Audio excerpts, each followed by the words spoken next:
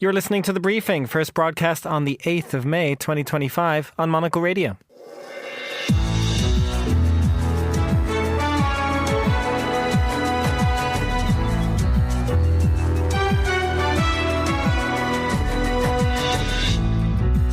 Hello and welcome to The Briefing, broadcasting live from Studio One here at Midori House in London. I'm Chris Chermak. Coming up on today's programme.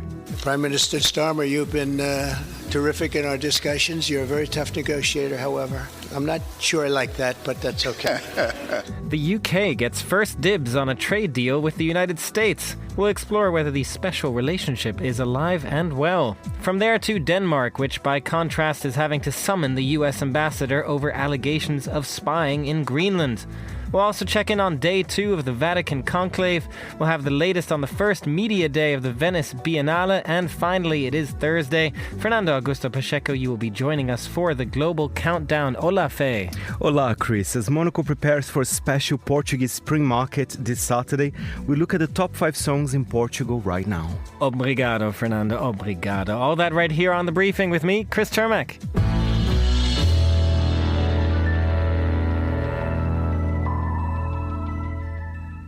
The United Kingdom has always viewed itself as having a special relationship with the United States, something that hasn't always been reciprocated.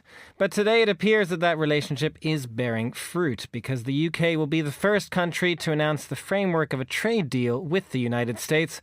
Both Donald Trump and Keir Starmer will be making announcements to that effect today. And joining me now is Natasha Lindstedt, Professor of Government at the University of Essex, for more on this.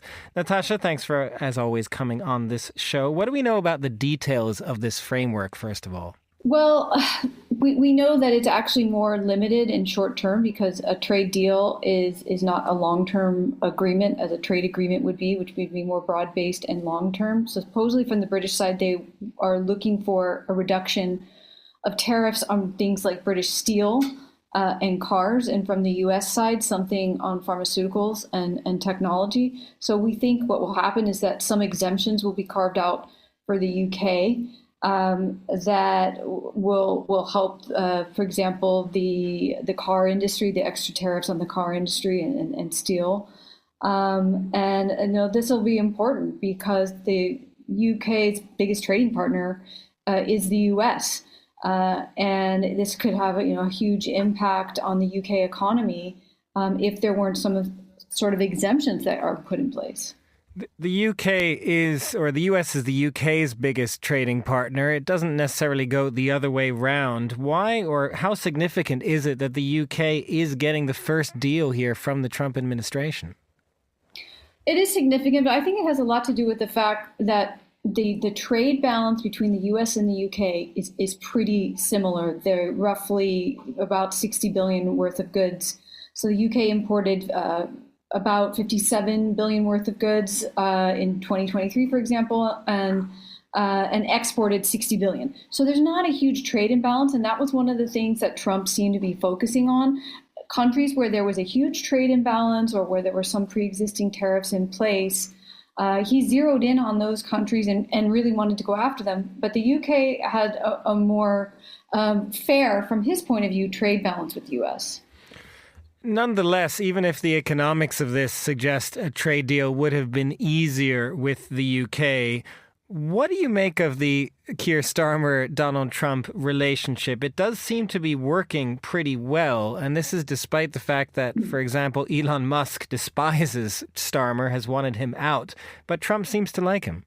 He does. I think there's 2 leaders in Europe that have done a really good job of dealing with Trump, and Keir Starmer is one of them, and in France, Emmanuel Macron is the other, in that they know how to flatter him just enough and to be friendly and to try to say the right things, but while at the same time remaining tough on areas that are non-negotiable.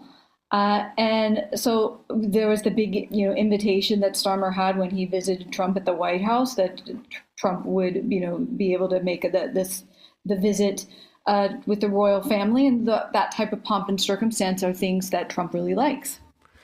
And when it does come to the economics, Natasha, you did allude there to the fact that the UK is the easy one, but nonetheless, there too, is this a sign, the fact that there is now a UK framework trade deal with the US, is that a sign that the Trump administration is softening more generally when it comes to trade?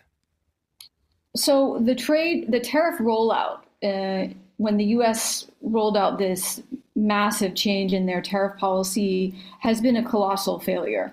There's been a lot of pushback in the US. Public opinion is very negative, and for the first time, Trump's approval rating on the economy has been underwater. It's been really, really bad. And because it's been perceived as so poorly managed, you're seeing that Trump has walked back on certain things.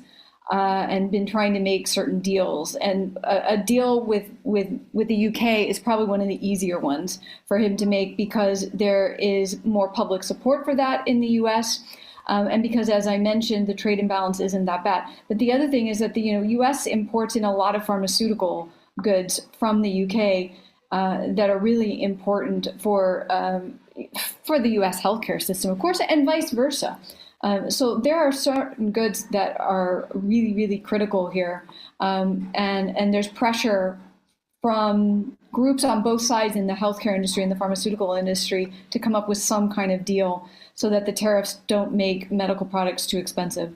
And while Trump then is signaling that he's willing to make these kinds of deals, particularly because of, as you mentioned, some of the public sentiment in the US, it does seem at the same time, though, that he's going to keep this 10% global tariff, doesn't it? That is fixed. Even the UK, from what we understand of this deal, is still going to have to pay that 10% tariff.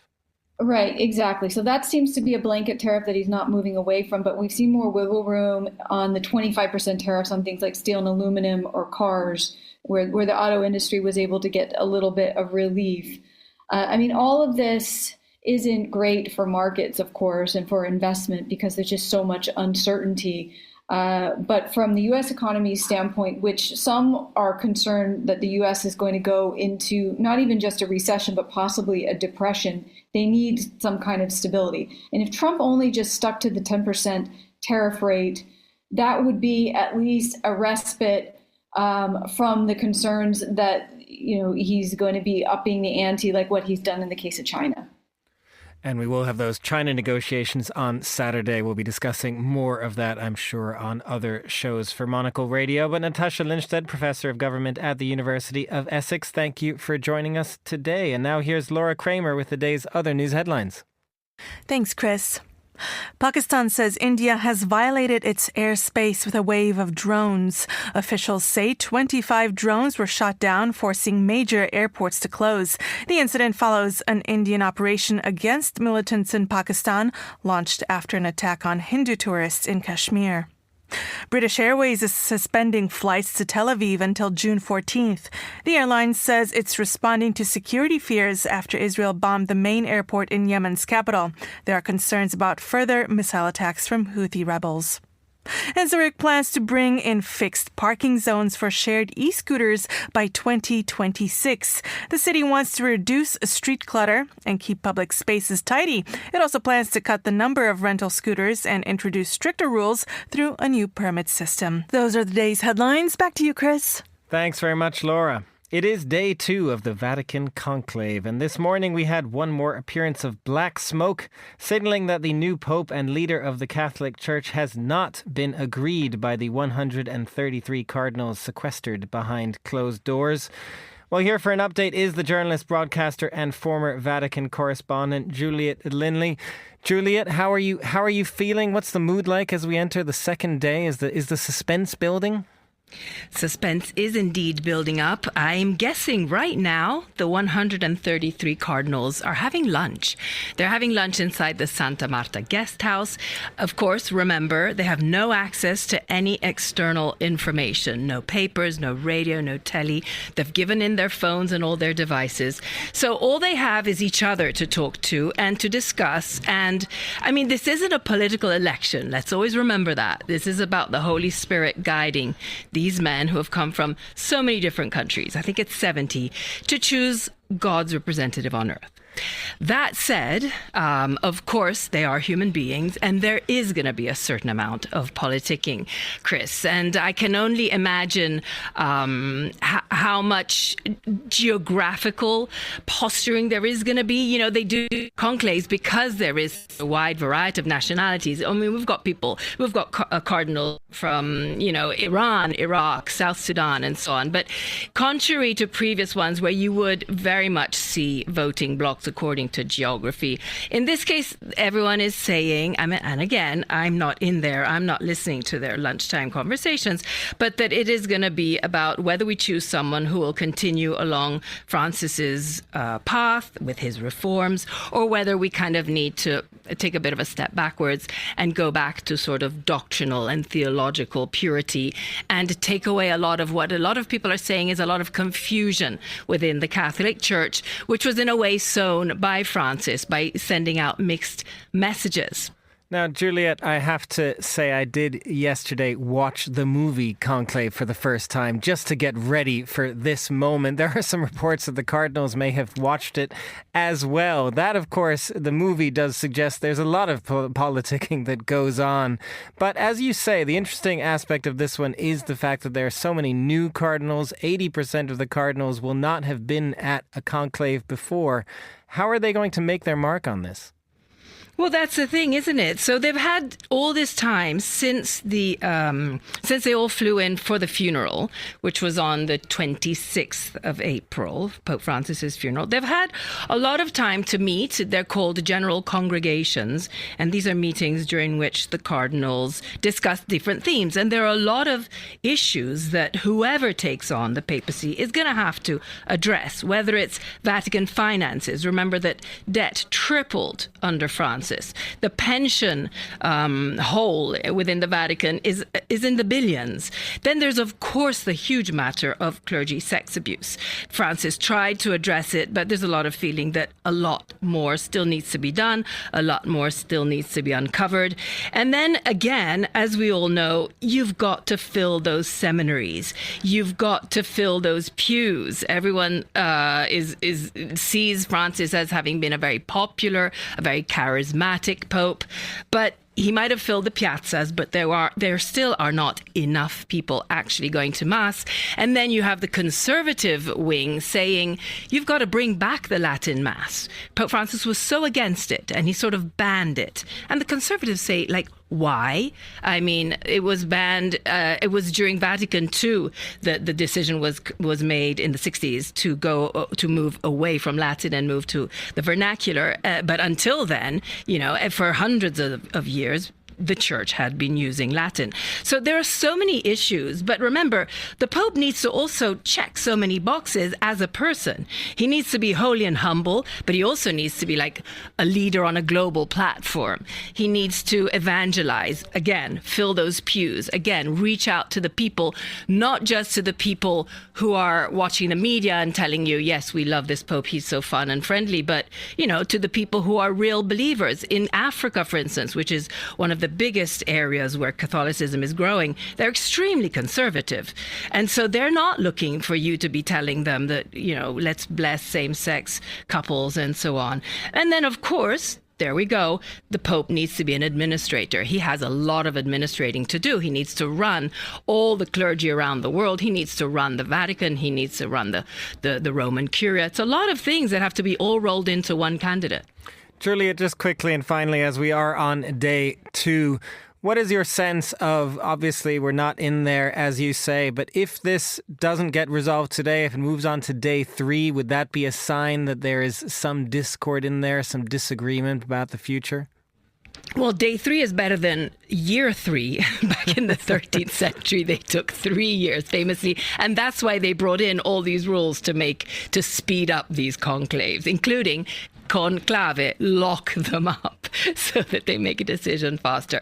But I mean, I think everyone is saying sort of day 2, day 3, by the end of day 3, definitely. Until now, 2 black smokes we've had last night at 9 p.m., which was 2 hours later than they expected. But that was due to a variety of reasons, including that the procession took longer and that there are so many more candidates. I think there are 133 as opposed to the usual 120. So that's a lot of cardinals who had to do the swearing in with their hands on the Bible. There's a lot of explaining, if you want. A lot of them, it's the first conclave they've ever been in. So that might be a reason why it's taking so long. But now, probably the different factions, if you want to call them that, are seeing who's getting a majority of votes, who should they drop, who should they focus on. They need 80. The winning candidate needs 89 votes, so a 2/3 majority out of the 133. Tonight, we can expect, there'll be 2 more ballots after their lunch, after the cardinals have their lunch and after they've perhaps had a little siesta. I'm only throwing that in for fun. But there'll be 2 more ballots. Of course, if the first ballot immediately yields a winner, if you want to put it that way, there'll be white smoke. And if there is not one, then we will just see black smoke after the second round, which could probably be around sort of 6, 7 p.m. And remember that it took just 4 votes to pick Benedict after John Paul II's death. That was one of the fastest conclaves in history. And then Francis took just 5 ballots. So that was another very speedy conclave. It only lasted 2 days. So, hey, let's hope that maybe this evening we'll know who is going to lead the 1.4 billion Catholics around the world, Chris. If we do have something, we will definitely come back to you, Juliet Linley. Thank you very much for joining us. You're listening to The Briefing on Monocle Radio.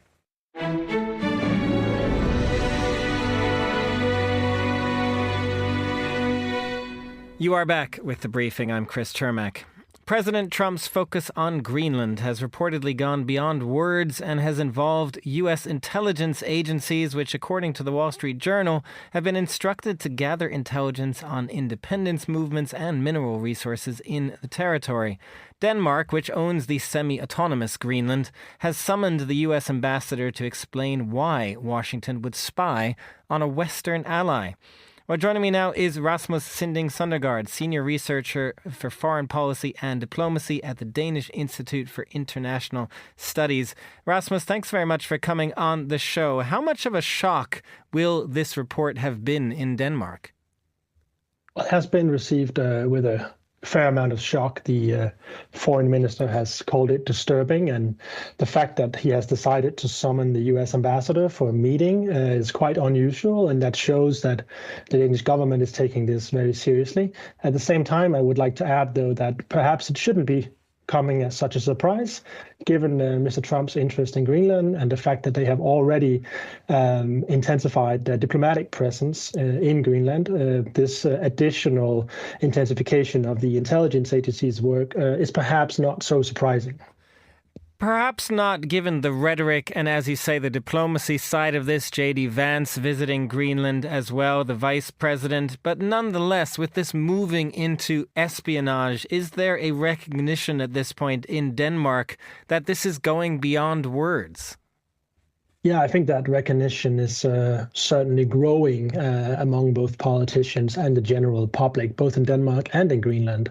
And I think that's one of the reasons why we've seen the Danish government sort of escalating its rhetoric in response to Mr. Trump's comments, and also now taking this rather unusual step of summoning the U.S. ambassador and publicly stating that he has been summoned to explain and justify what the Wall Street Journal has reported is allegedly going on.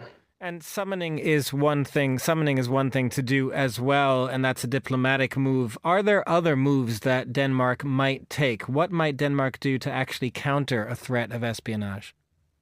Well, there's certainly debate right now. You see from some politicians, both on the left and the right, so in opposition to the government, as well as Greenlandic politicians. All of these have been calling for Denmark to shut down the American consulate in Nuuk in Greenland. So that would be one option. It'd be a rather drastic option, but it's certainly something that's part of the debate. And then there is also calls from France, actually, to send European military to Greenland to sort of demonstrate Europe's sort of opposition to Trump's interest in taking control over Greenland. So I would say measures that were previously considered quite sort of extreme and maybe a bit out of the ordinary is now at least part of the conversation. The fact that the European military would be making a show of force in Greenland is incredibly significant. Rasmus, what does that say more broadly, I guess, about the Danish-US relationship at this point? Is there talk in Denmark that this is, at the moment at least, no longer one of allies, but in some ways adversaries? I definitely think that is the realization. If you follow the public debate, there is a sort of a consensus emerging, I would say, that now views the US as an adversary and no longer an ally. Of course, with the caveat that we don't know what the US might look like in the future, but for the time being, at least, there's an emerging consensus that the US is no longer a trustworthy ally and is someone that we need to guard ourselves against, including when it comes to sharing intelligence. Rasmus Sinding Søndergaard, Senior Researcher for Foreign Policy and Diplomacy at the Danish Institute for International Studies. Thank you very much for joining us. You're listening to The Briefing on Monocle Radio.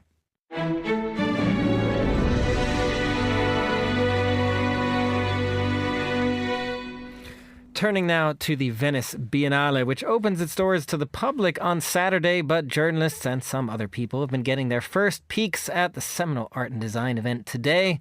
Among those is Monocle's very own associate editor, Grace Charlton, who joins me now. Grace, which number Biennale is this for you? This is actually my first, so it's super exciting.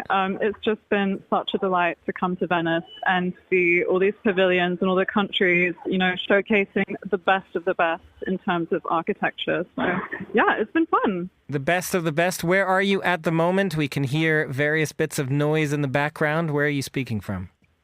I'm currently at the Arsenale, which is where a lot of the national pavilions are based. There's the Giardini as well, which is in a gorgeous garden near the Grand Canal. But I'm here in the Arsenale. There's a bit of construction. There's a lot of, milling about, lots of people. It's a popular event.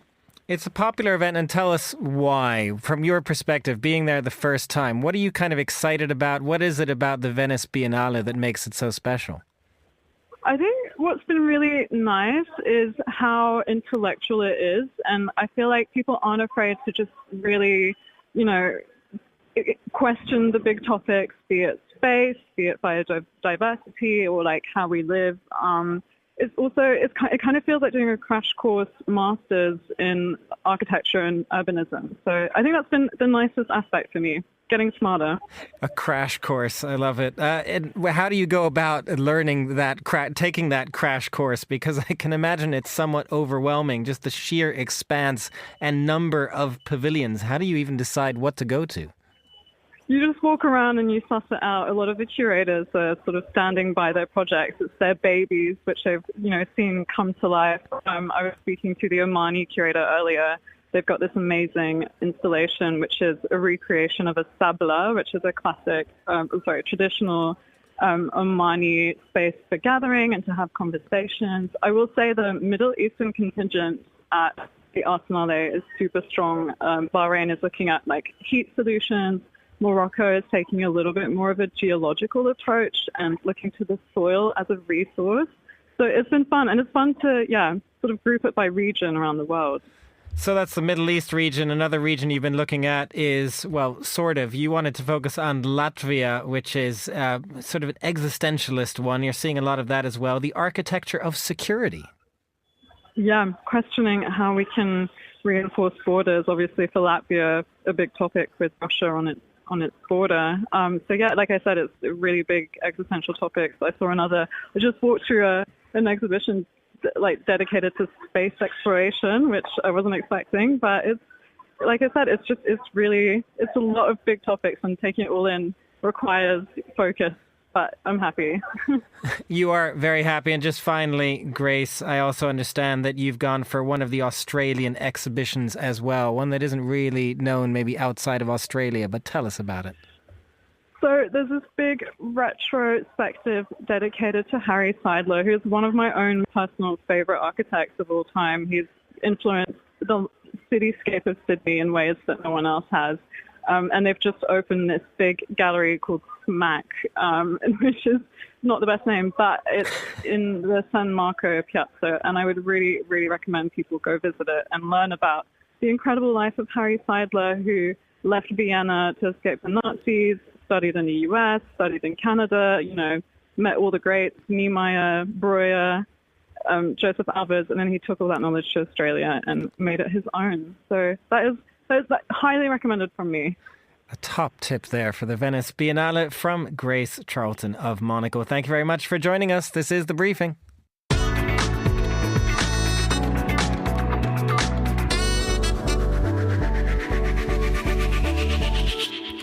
It is Thursday, and that jingle means it's time now for the Global Countdown with our senior correspondent and musical curator, Fernando Augusto Pacheco. Good afternoon. Hola, Fernando. Hola, Chris. I'm enjoying your Portuguese. You're really doing well. Muito bom. Obrigado. I'm really working very hard on this. I'm going to have to add a few more words other than hello and thank you at some point. You know, Faye, that I did go to Portugal and Lisbon for the first time last month, so I'm excited about this. And I think you were smiling after it as well. I was smiling. I was smiling. Can I be honest? I love going to Portugal. Of course, Brazil and Portugal are very connected. I just love spending a weekend in Lisbon because I like the quality of life there, to have a bifana, which is the steak sandwiches, or, have an imperial in your hand, which is the name they give, to like a little cup of beer. I just enjoy it. The weather is amazing. I have friends there. It's a country that makes me happy, even musically. And I was going to say, musically, what is the difference? Is there a difference? How does Portuguese music compare to Brazilian music? I think it's very different. I think one big difference, and we'll see with the top 5 songs, they're quite open to other countries in the Lusophone world. I mean, there are a lot of artists from Angola, from Brazil. You know what I mean? I think Portugal is a way where all those artists meet in a way as well. I think in Brazil, maybe we don't have so many Portuguese artists or artists from Angola. It's more of a... more inward-looking, is it? Slightly more inward, of course, because of the size of our country as well. But I just love looking at the charts. And of course, we're hosting a special spring market here in the office on Saturday. So I said, it's a good excuse to bring some Portuguese music, right? Here at Midori House, we are bringing Portugal to London. I made a playlist for it as well. And by the way, the Portuguese only have Portuguese artists. So there's some old-time classics. We're going to hear new music. We're going to hear new music. Is any of this going to make the playlist? Has it made the playlist? Well, maybe not quite, because not all of them are Portuguese, including number 5, which is a very sunny track. They love sunny music in Portugal, like the weather. This is a German South African singer. His name is Wiz the MC, and this song is just doing so well on social media, and I can understand why, because it's good vibes all around. Summer vibes. Let's have a listen to Wiz the MC and Bees and Honey, which are from Berlin and London, with Show Me Love. Show me love.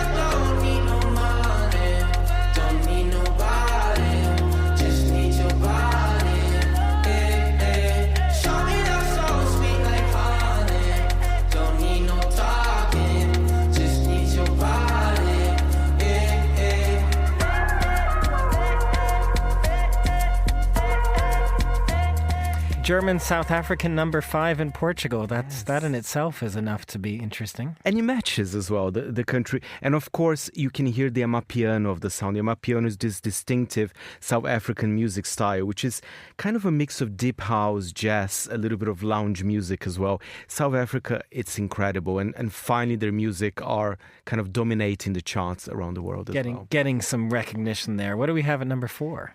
A Portuguese artist. In fact, here we are. A record-breaking Portuguese artist, because when he released his 5th album, he still has that record on Spotify of the most listened Portuguese album in one day ever.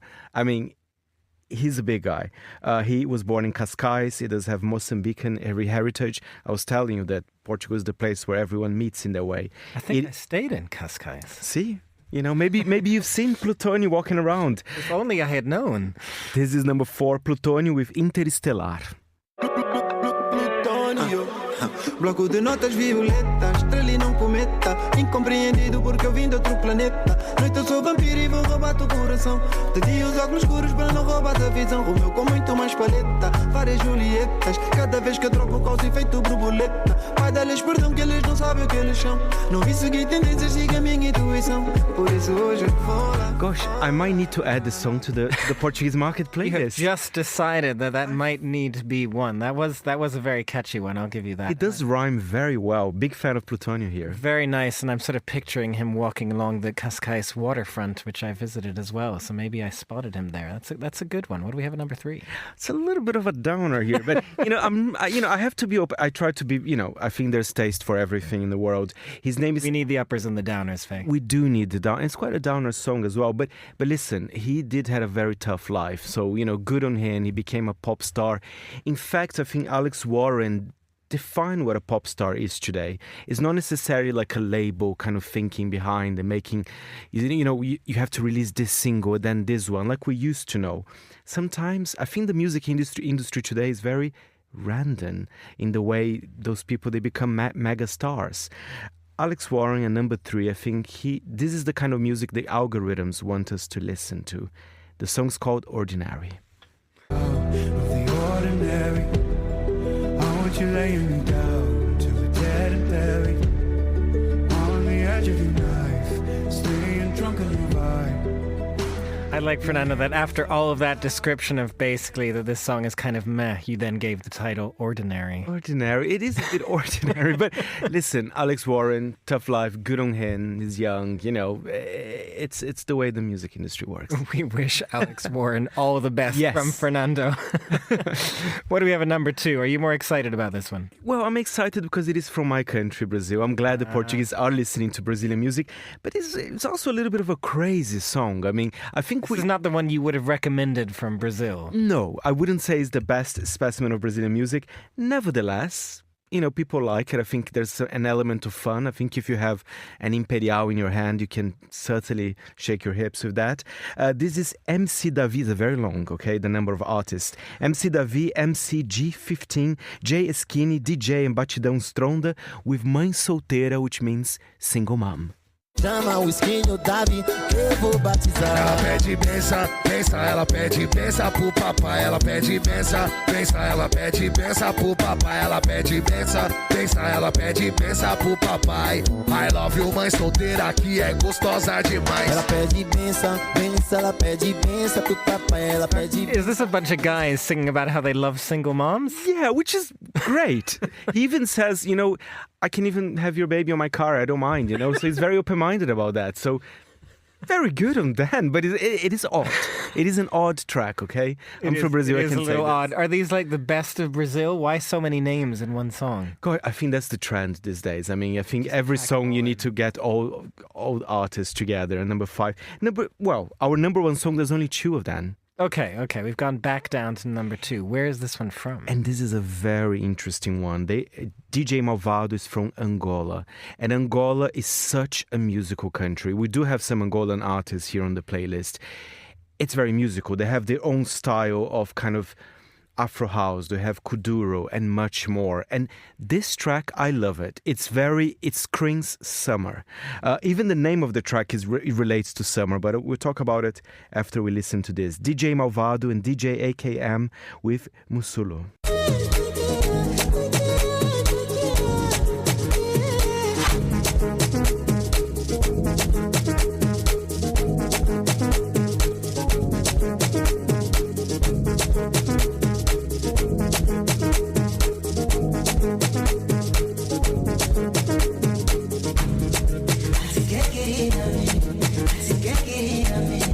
I love it. It's kind of loungy, but you can shake. I can imagine you're going to be in a sunny place. Well, and that sunny place will be Musulo, which is an island. I think it's south of Luanda, and that's a very typical, tourist destination in the country.